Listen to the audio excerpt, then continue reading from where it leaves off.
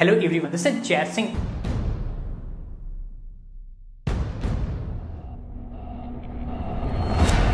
यहाँ पर जो हमारी एब्डोमेन मसल ग्रुप होती है, इसके अंदर 5 अलग अलग मसल्स प्रेजेंट होती है।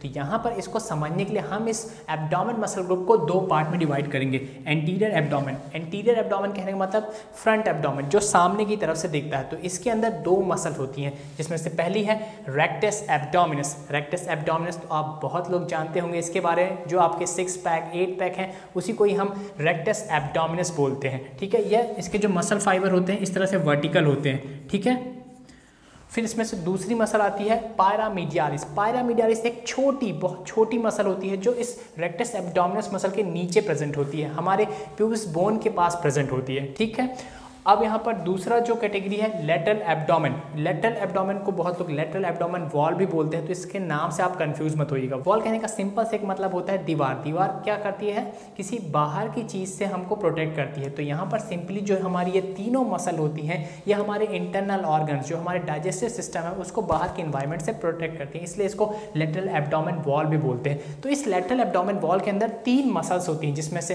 पहली है ट्रांसवर्स एब्डोमिनस। ट्रांसवर्स एब्डोमिनस सबसे डीपेस्ट मसल होती है, कहने का मतलब ये सबसे अंदर प्रेजेंट है, ये हमारे इंटरनल ऑर्गन के सबसे करीब प्रेजेंट होती है। और ये ट्रांसवर्स एब्डोमिनस एक बेल्ट की तरह होती है, जो हमारे पूरे इस डाइजेस्टिव सिस्टम को कवर अप करके रखती है। और इसके अगर मसल फाइबर के ओरिएंटेशन देखें तो ये हॉरिजॉन्टल होता है। ट्रांसवर्स कहने का मतलब ये हॉरिजॉन्टल, तो इसके मसल फाइबर इस तरह से होते हैं और ये हमारे कमर को पूरी इस तरह से घेर कर रखते हैं। ठीक है, फिर इस ट्रांसवर्स एब्डोमिनस मसल के जस्ट ऊपर प्रेजेंट होती है इंटरनल ऑब्लिक मसल की लेयर। ठीक है, यहाँ पर जो इंटरनल ऑब्लिक के मसल फाइबर होते हैं, इसका जो ओरिएंटेशन होता है इस तरह से डायगोनली ऊपर की तरफ होता है। ठीक है, और फिर इसके ऊपर इंटरनल ऑब्लिक मसल के ऊपर प्रेजेंट होती है हमारी एक्सटर्नल ऑब्लिक मसल। तो ये जो एक्सटर्नल ऑब्लिक मसल होती है, इनके जो मसल फाइबर होते हैं, इनका ओरिएंटेशन इस तरह से होता है, नीचे की तरफ डायगोनली ये ओरिएंटेड रहते हैं। ठीक है, तो यहाँ पर ये जो लेटरल एब्डोमेन है, ये तीनों लेयर में प्रेजेंट रहती है। पहले ये है, फिर इसके ऊपर ये है, फिर इसके ऊपर ये है। तो यहाँ पर ये जो पूरा हमारा एब्डोमेन मसल ग्रुप होता है, ये एक